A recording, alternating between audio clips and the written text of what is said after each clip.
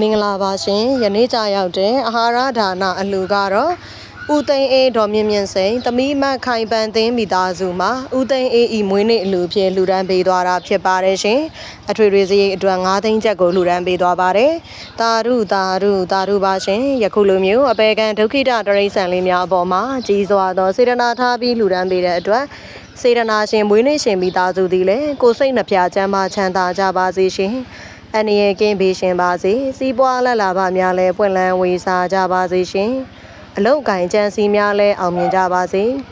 မရှိစကားမကြရပါစေနဲ့အလှရေးဆက်လက်နဲ့မကွာအမြဲမပြတ်လှူနိုင်တန်းနိုင်သောပုဂ္ဂိုလ်ထူးများလဲဖြစ်ကြပါစေရှင်